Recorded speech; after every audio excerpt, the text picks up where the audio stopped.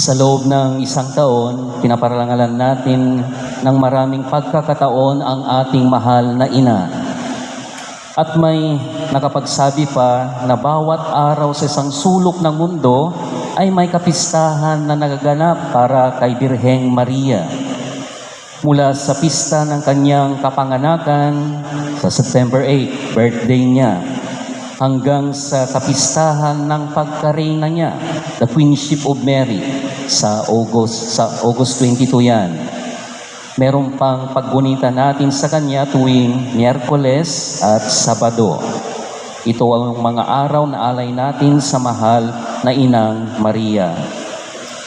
Sa Perugia, isang syudad sa Italia, may tinatawag silang kapistahan ng palitan ng pangako ni San Jose at Santa Maria bilang mag-asawa, or the wedding band of Mary and Joseph.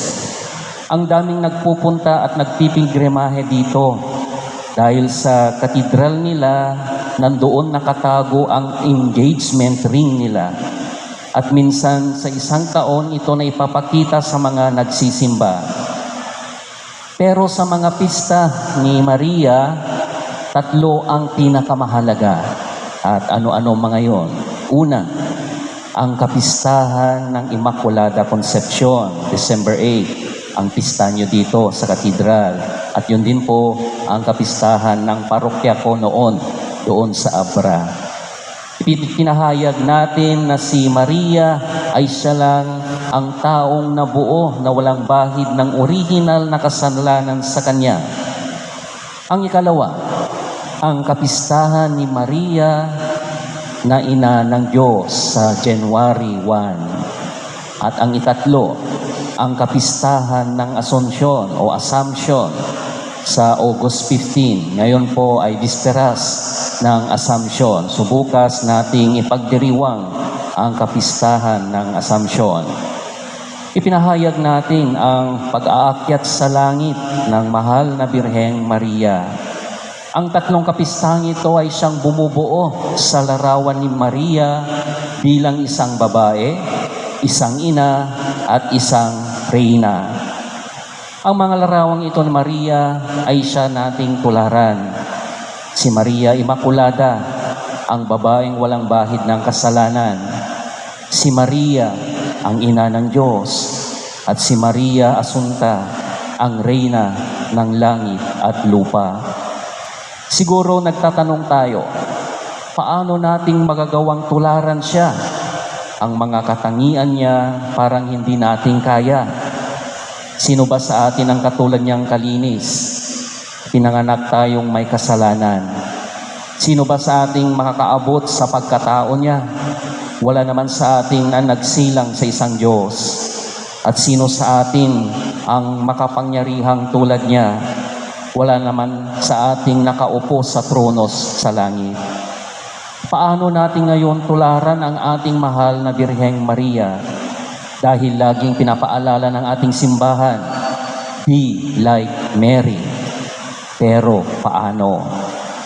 Ang sagot ay nabanggit din ng ating Panginoong Yesus sa Ebanghelyo ni San Lucas. Narinig natin ngayon.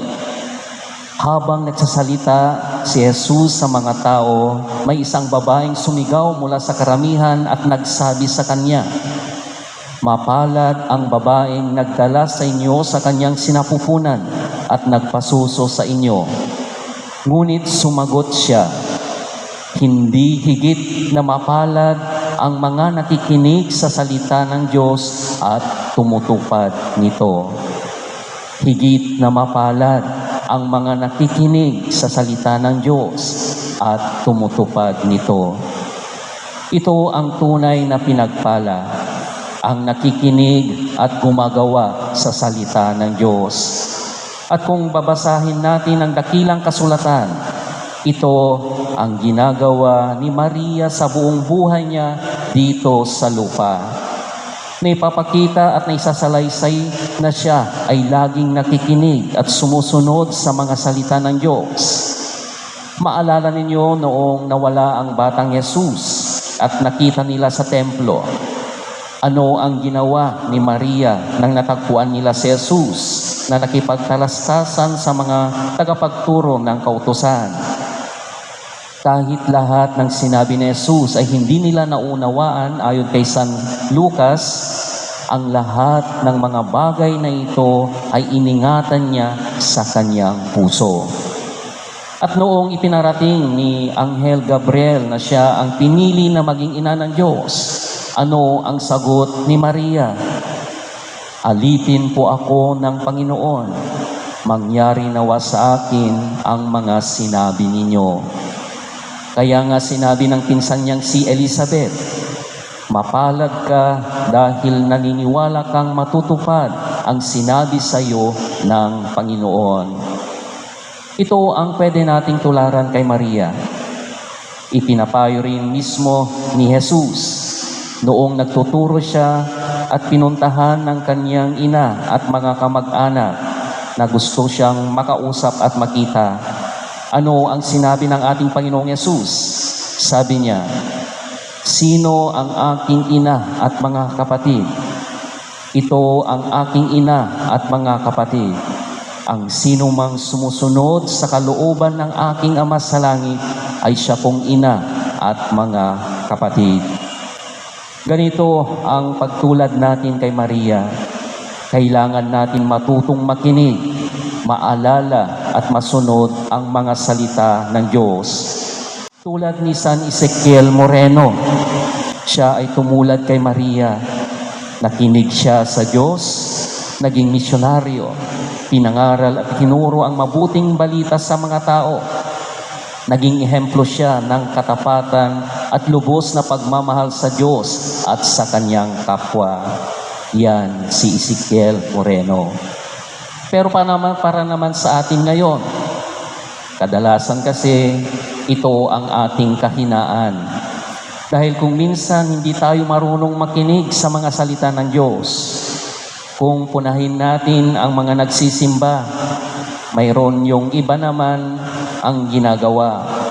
Nagkikismisan, may tambay lang, may gustong magpahinga. Ang iba gusto lang makipagkita o gustong magpakita. Kadalasan hindi naman talaga nakikinig sa mga salita ng Diyos sa misa. At kung halimbawa nakinig man tayo, ang bilis nating makalimutan.